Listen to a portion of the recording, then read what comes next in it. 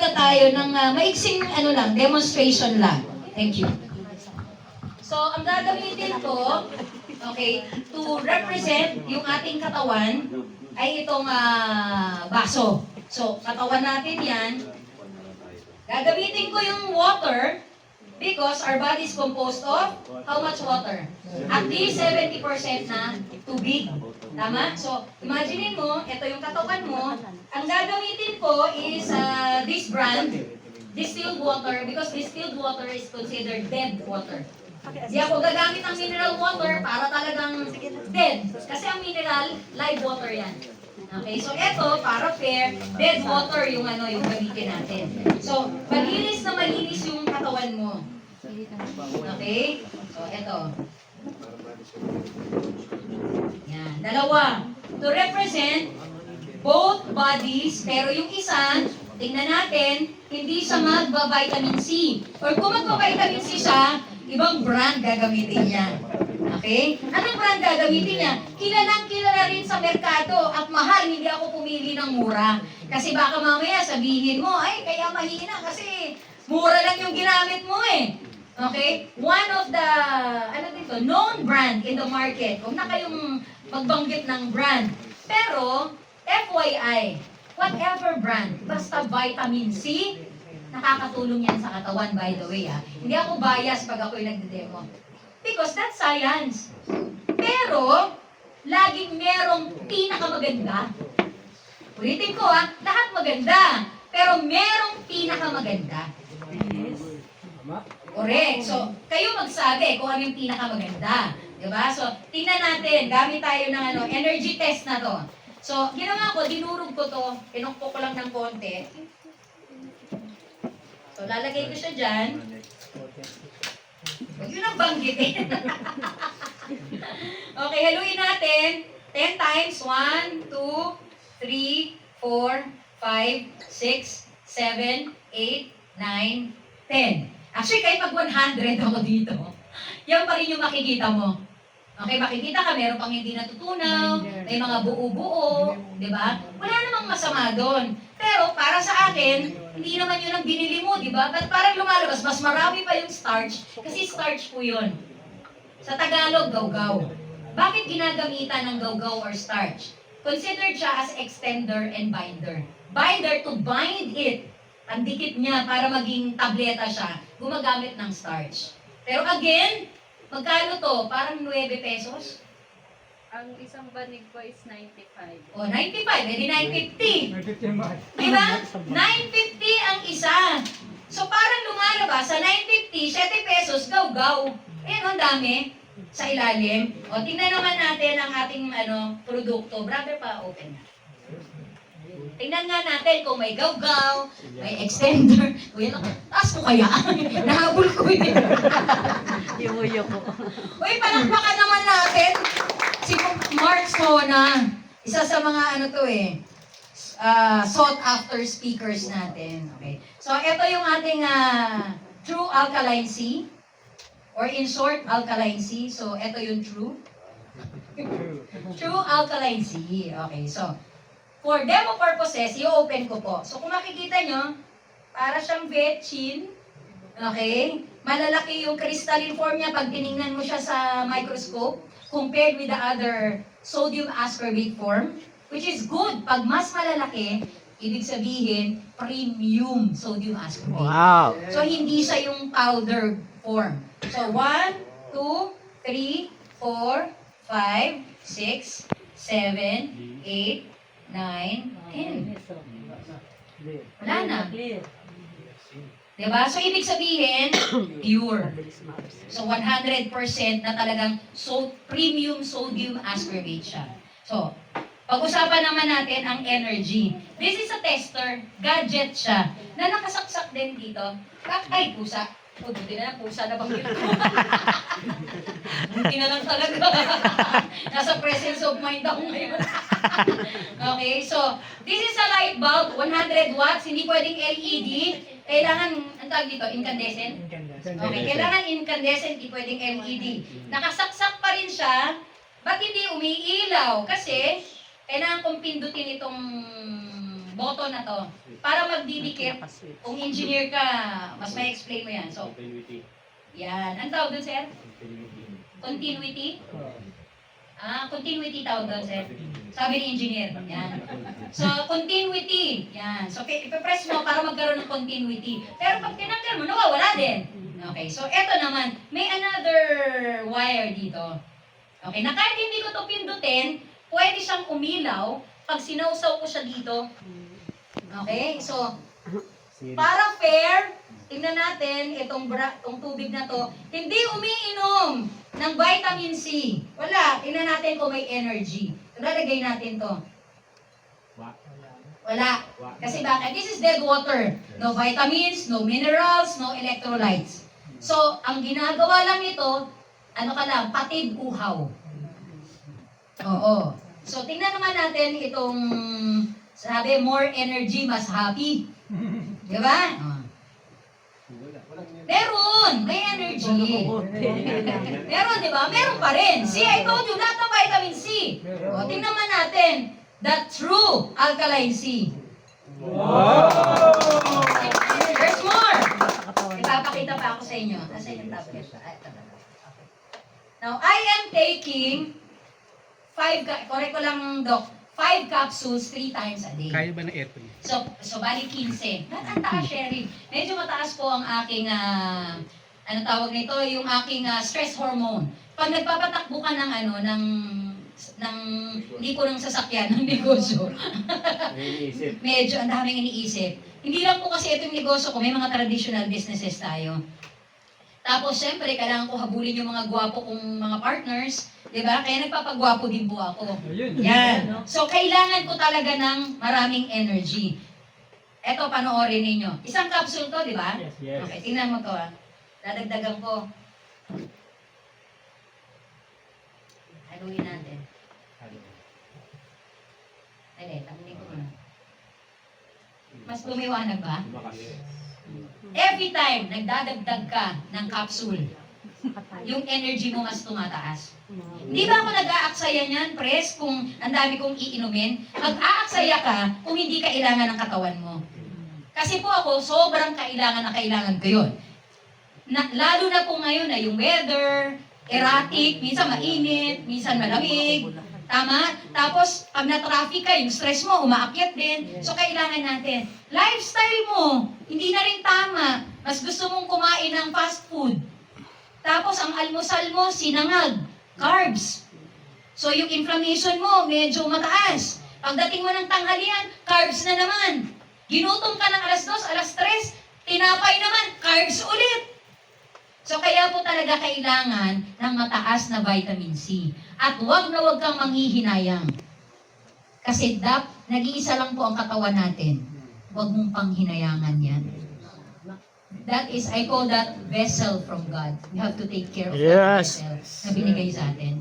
Correct? Now, tanggalin ko to kasi dalawa to. Babalik ko sa isa. Yan. Ito yung isa, di ba? Para makita nyo. Lagyan ko kaya ito ng electric fan, Sir Mark. Oo. Ito, yan, boss. Yan. Sige, dagdagan natin yung load. Imaginein mo na yung load na yan, ayan yung stress natin sa katawan.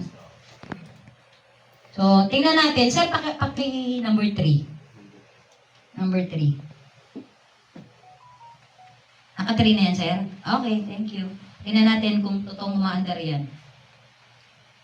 Ay, pusa. Ayan, okay na. Okay, so tingnan natin kung... If you notice, mas humina siya. Kasi tinatry rin niyang supplyan. Hindi niya kaya. Tama? O, tingnan natin dito. Oh. Ayos ba? Plus, ang ascorbic acid po, nag-i-stay lang yung effect, ano tawag nito? Yung lakas niya sa katawan natin for 3 to 4 hours. Compared with 12 to 15 hours po yung ating produkto. 12 to 14 hours. So, para kang uminom ng 4 na piraso nito para matapatan mo. Yung isang capsule natin, 4 na tableta ang kailangan mong inumin. Eh di ang mahal-mahal na nun. Tama ba? So that is our energy test. Now, punta naman tayo para mapakita natin, paano ba, sabi nila, kapag umiinom daw ng mataas na vitamin C, is pwede kang mag-detox. Yes, pwede po talaga. So, another example, another demonstration. Ito yung katawan natin. And to represent all the toxins na pumapasok sa katawan natin, I will use povidone iodine. Why povidone iodine? Number 1, this is for external use only. Di mo siya pwedeng inumin. Kaya dito merong bungo. Kasi pag ininom mo, ano pwedeng mangyari sa'yo? Malalason ka. Same thing, sa lahat ng mga naipapasok natin sa katawan natin, na nabanggit kanina ni Doc, na pwede rin later on magbibigay ng lasting sa atin. Kaya nowadays, manonotice nyo, bata pa lang nagkaka-cancer na, may pasyente si Doc, bata pa lang may high blood pressure na, may diabetic na. Correct? Bakit? Kasi ito yung katawan. Nung pinanak tayo, baby, wala kang sakit. Tama ba? But as we grow up and grow older, ano nangyayari? Nag-i-introduce ka sa bata ng hotdog, tocino, French fries, spaghetti, ano pa? Chicken, fried chicken na finray sa seed oil. Okay, ganito po meron po kayong assignment. Pag uwi nyo, dumiretso kayo sa kusina. Tingnan nyo kung anong cooking oil ang ginagamit nyo. Kapag ang ginagamit nyo, canola oil, sunflower oil, ano ba yung palm oil. Recycle oil ka. Pag yung kung kapitbahay ninyo, inis na inis kayo, ibigay nyo sa kanya yung oil na yun. Kasi, ano po yan, pagpaigsi ng buhay. Ano po yung pagpahaba ng buhay? Coconut oil. Or, syempre, pag medyo social ka, olive oil. Ang virgin po, hindi pwedeng lutuin.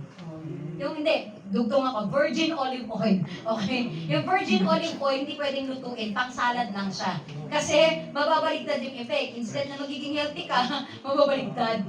Na mag-o-oxidize kasi. Ano pa? Nagpupuyat ka. Naninigarilyo ka. Hindi, press, di man ako naninigarilyo. Hindi ka nga naninigarilyo. Katabi mo naman naninigarilyo. Eh di second hand smoke yun. Eh di naman press. O tama, wala kang katabi. Pero yung pumasok ka sa opisina o sa isang lugar na amoy sigarilyo, yun po ang pinakamalala. Okay, ang tawag po doon, third hand smoke. Pinakamalala po yun. Okay, ano pa? Na-stress ka. Ba't ka na-stress? Kasi na-traffic ka. Walang pera. At ang masaklap, 3 daw ang pinakamataas ang stress, tumataas ang stress natin. So yung malaman ko ano yung top 3? Walang pera, walang pera, walang pera. Tama ba? Okay? So, ganyan po ang may tissue po kayo. Uy, ito talaga naman si Mark. Thank you, Mark. Thank you. So, kung mapupunin nyo, ganito na yung nangyari sa katawan natin. Dati-rati, pagising mo sa umaga, ano ka kagad? Bangon! O ano nangyari sa'yo? Ngayon, pagising mo sa umaga, pinapakiramdaman mo muna kung buhay ka. Di ba? Tapos yung kamay mo, close open ka. Tapos sa tagilid ng konti, buwelo. Pero bakit nung araw, hindi naman tayo ganun? Why? Kasi, wala na, punong-puno na tayo ng toxins. Tama ba? So, ano gagawin natin? Simple lang. Ito si Alkaline C. Correct? Okay, ito gagawin ko. Paiinumin ko yung katawan natin.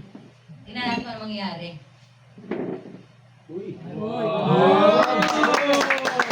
Diba? Pero syempre, pag inamoy mo to, amoy povidone iodine pa rin. Kasi walang butas. Kailangan mag-detox. Buti na lang tao tayo. At may butas tayo. In fact, marami tayong butas. Ito po ang mapupunan ninyo. Once you start taking our True Alkaline C, mapupunan ninyo mas mabilis na kayong pagpawisan. Which is good. Ang kidney natin magpapasalamat sa atin kasi pinagpapawisan tayo. Mabilis tayong pagpawisan. That is one of the ways na nagdi-detox na yung ating katawan. Ano pa? Mariregulate yung ating bowel movement. Okay. Ano pa? How will I know, Press, kung talagang totoo yung product na na-absorb ng katawan ko? I will challenge you now. Kung wala kang vitamin C ngayon, pabibigyan kita, papainumin ko kayo tigi-tigisa. Tingnan mo, within 25 minutes, iihi ka. Pila sa siya. Kasi na-absorb ka agad yung katawan mo. Ganun po Pipila na kaganda siya. yung ating 24 alkaline C. Now, eto na naman, another question. Sabi, alkaline. Bakit hindi naman totoo kung alkaline? Nung high school po tayo, natatandaan nyo, merong litmus paper nilalagay sa dila? Tapos para tayong tanga, dinalabas natin yung dila. Anong kulay na sa'yo? Anong kulay? Pag yellow, ano ibig sabihin? Acidic.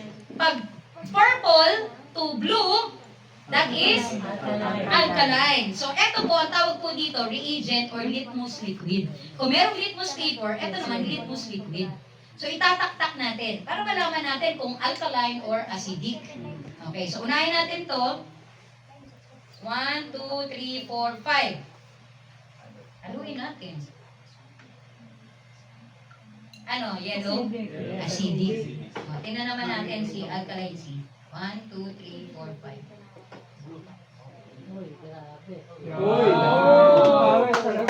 So, what's the difference? According to science, when your body is acidic, we are much more prone to chronic diseases and cancer. Pero, pag ang katawan natin ay alkalinized or alkaline, okay, we can stay away from any chronic diseases and cancer. So, wag na wag kang manghihinayang. Laklakin mo, lalo na pag Yes. ka. Kasi from 850, 400 plus na lang. Meron ka ng 100 capsules. Tama o tama? Tama po, bili na kayo. Kasi bakit? Grabe, every time na may i-deliver, thank you Mark. Every time may i-deliver, laging wipe out ka agad. Ubas. Correct. Okay, next please. Thank you, thank you. Okay, so, Powerful. ang tanong, grabe